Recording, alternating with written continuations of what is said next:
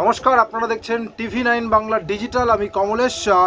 গতকাল বিকেল পর্যন্ত আবহাওয়া একরকম ছিল। গতকাল বিকেলের পর থেকে বিশেষ করে একটু সন্ধ্যেটা পেরোতেই আবহাওয়াটা অনেকটাই বদলাতে শুরু করে দিয়েছে। গতকাল রাত থেকেই হাওয়া দিচ্ছে। এটা ওই বসন্তকালের দক্ষিণা বাতাস না, শীতকালের চেনা উত্তুরে হাওয়া, এবং আজকে সকালেও সে হাওয়াটা রয়েছে।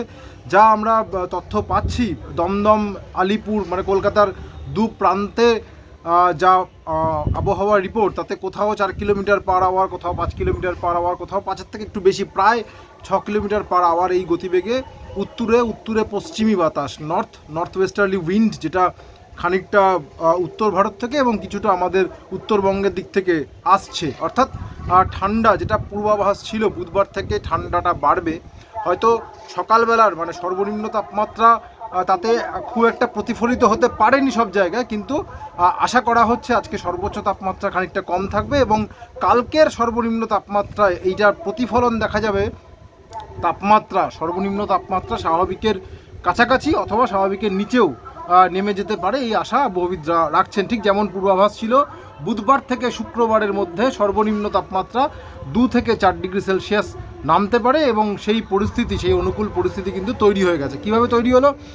শেষ যে পশ্চিমী ঝঞ্ঝাটা গেল, এই ঝঞ্ঝার প্রভাবে কাশ্মীরে, হিমাচলে, উত্তরাখণ্ডে, নেপালে, এমনকি আমাদের কাছে, খুব কাছে সিকিমে, দার্জিলিংয়ের উঁচু জায়গা সান্দাকফু, ফালুট, যে পূর্বাভাস ছিল যে মঙ্গলবার এই অঞ্চলগুলোতে তুষারপাত হতে পারে, এবং সেখানে কিন্তু আমরা দেখতে পাচ্ছি উত্তর সিকিমে লাচেংয়ে বরফে ঢেকে গেছে, সান্দাকফুতে তুষারপাত হয়েছে এবং এই ঝঞ্ঝা সরে গেছে। ফলে কালকে রাতের থেকে এই পাহাড়ের যে তুষার ছোঁয়া ঠান্ডা বাতাস, সেটা ঢুকতে শুরু করে দিয়েছে এবং আশা করা যাচ্ছে তাপমাত্রা যেরকম পূর্বাভাস রয়েছে নামবে।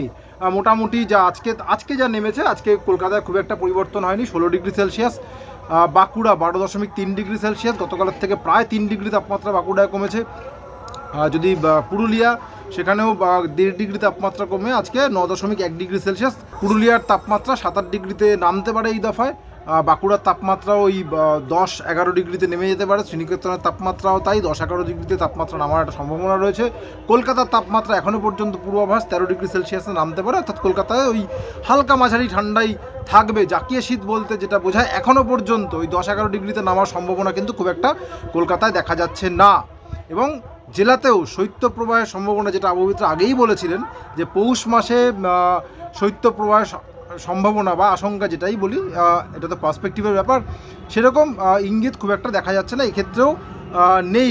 তার কারণ শীতের এই তৃতীয় ইনিংস আমরা যেটাকে বলছি, যেটা ডিসেম্বর মাসের মাঝামাঝি যদি প্রথম ইনিংস ধরা হয় এবং জানুয়ারি এই নতুন বছরের শুরুতে দ্বিতীয় ইনিংস, এবং তারপরে যে ঠান্ডাটা চলে গিয়েছিল প্রায় আবার ফিরে আসছে, এটাকে যদি থার্ড ইনিংস ধরা হয়, এটাও খুব একটা লম্বা হবে না।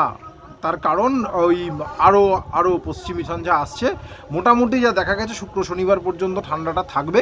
তারপরে আবার তাপমাত্রা মানে পৌষ সংক্রান্তির ঠিক মুখে আরও একটা পশ্চিমী ঝঞ্ঝা আসছে, ফলে ওই সময়টা আবার তাপমাত্রা বাড়তে শুরু করে দেবে। মানে 12 তারিখ বা তারপরে তাপমাত্রাটা আবার বাড়তে শুরু করে দেবে। সেক্ষেত্রে সংক্রান্তিতে জাকিয়ে শীত থাকার সম্ভাবনাটা খুব একটা উজ্জ্বল নয়। কেমন থাকবে সংক্রান্তি, সেটা আর একটু সময় গেলে আরও স্পষ্ট করে বোঝা যাবে। মানে শীত কি একেবারে শীত ঘুমে চলে যাবে, নাকি ঝঞ্ঝা সংক্রান্তি আসার আগে চলে যাবে, এটা আরেকটু সময় গেলে বোঝা যাবে। কিন্তু আপাতত এটাই ভালো খবর, যারা শীতপ্রেমী তাদের জন্য নিশ্চিতভাবে ভালো খবর যে তৃতীয় ইনিংস শুরু হয়ে গেছে, উত্তরে হাওয়া দিচ্ছে। আজকে সর্বনিম্ন তাপমাত্রা স্বাভাবিকের থেকে একটু কম থাকার সম্ভাবনা। কালকে সর্বনিম্ন তাপমাত্রা আরও কমতে পারে, যা আজকে রয়েছে তার থেকে অন্তত 2 থেকে 4 ডিগ্রি সেলসিয়াস কাল এবং পরশুদিন মিলিয়ে কমতে পারে। স্থায়িত্বটা সাময়িক, এটাই যা একটুখানি নেতিবাচক খবর। নতুন ঝঞ্ঝা আসা পর্যন্ত শীত এনজয় করুন। আপাতত এটুকুই। সঙ্গে থাকার জন্য অনেক ধন্যবাদ।